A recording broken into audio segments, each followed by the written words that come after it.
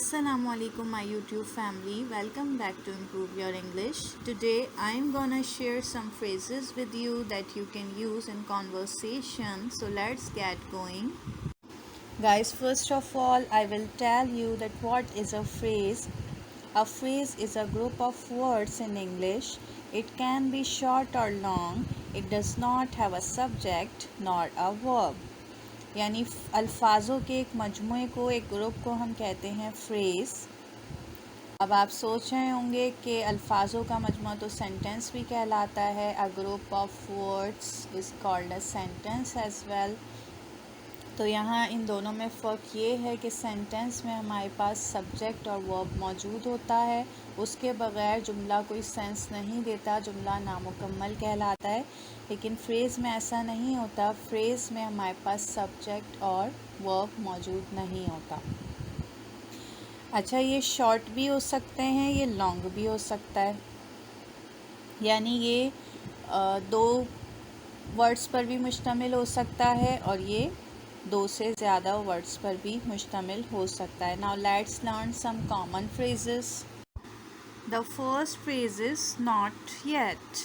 Not yet का मतलब अभी नहीं, यानी ये फ्रेज़ किसी ऐसी चीज़ को डिस्क्राइब करने के लिए यूज़ किया जाता है जिसके होने की हमें उम्मीद होती है, लेकिन उस वक्त तक, उस मोमेंट तक वो काम हुआ नहीं होता। जैसे कि फॉर एग्ज़ाम्पल मैंने आपको मेल भेजी है, तो अब मैं आपसे पूछ रही हूँ, have you received my mail? क्या आपको मेरी मेल मौसूल हो गई है? तो अगर आपको नहीं मिली तो आपका जवाब क्या आएगा? नॉट येट, अभी नहीं। तो इसका यूज़ इस तरह से किया जाता है। The second phrase is take a chance. Take a chance मतलब रिस्क लेना, यानी हम रिस्क कब लेते हैं? जब हमें पता होता है ये चीज़ हमारे लिए अच्छी भी हो सकती है, इसके अच्छे रिज़ल्ट्स भी मिल सकते हैं और बुरे रिज़ल्ट्स भी मिल सकते हैं, लेकिन हम फिर भी रिस्क लेते हैं। तो इसको इंग्लिश में हम कहेंगे something that could have either good और बैड रिज़ल्ट्स। एग्जाम्पल्स हम इस तरह से ले सकते हैं कि रिस्क तो हम लेते ही हैं ना, तो कभी अच्छा हो जाता है, कभी बुरा हो जाता है। तो हम कहेंगे it was okay to take a chance this time, यानी इस बार चांस लेना, रिस्क लेना ठीक रहा।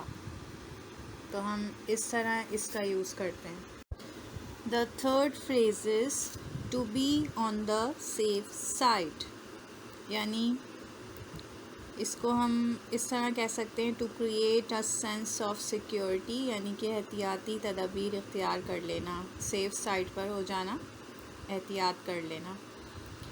तो इसकी एग्ज़ाम्पल इस तरह से हो सकती है, जैसे कि मुझे यकीन है कि बारिश नहीं होगी, लेकिन फिर भी सेफ़ साइड के लिए मैंने, यानी एहतियाती तदबीर इख्तियार करते हुए मैंने अपने साथ अम्ब्रेला भी ले ली थी।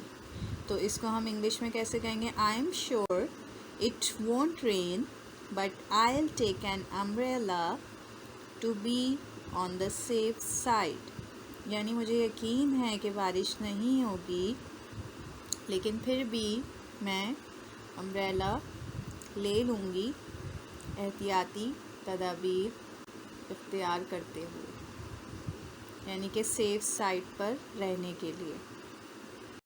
The fourth phrase is to go down a storm.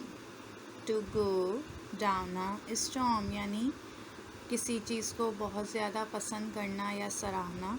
Simple words में हम इसको कह सकते हैं be enthusiastically received by an audience, यानी ऑडियंस की तरफ से बहुत ज़्यादा सराहा गया, बहुत ज़्यादा पसंद किया गया। मिसाल के तौर पर कुछ लोग किसी पार्टी में गए हैं, वहाँ अगर उन्होंने अपना टैलेंट दिखा दिया तो वो छा गए, ऑडियंस को पसंद आया बहुत ज़्यादा, तो वो छा गए, फिर उनको दोबारा इनवाइट किया गया कि वो अपना टैलेंट दोबारा से दिखाएं, दोबारा शो करें और छा जाएं। तो इसको हम इंग्लिश में क्या कहेंगे? They went down a storm on the Saturday night and were invited back to flown over again. They went यानी कि पास्ट की बात हो रही है ना, तो इसलिए गो की जगह वेंट आया है। तो मतलब कि वो सैटरडे नाइट में उन्होंने अपना टैलेंट जब शो किया तो ऑडियंस ने उसको बहुत ज़्यादा पसंद किया और फिर उनको दोबारा इनवाइट किया गया छा जाने के लिए, कि वो दोबारा से छा जाएं और एक दफ़ा और अपना हुनर दिखाएं। तो इसका यूज़ इस तरीके से किया जाता है। The last phrase is to draw a blank. To draw a blank यानी याद ना आना, भूल जाना कि कोई चीज़ हमारी मेमोरी में है लेकिन एक लम्हे के लिए हमें याद नहीं आता। So guys, that's all for today. I hope you enjoyed this lesson and liked it. If you like this lesson, kindly subscribe to my channel and share this video with your family and friends. See you soon in next video. Take care and goodbye.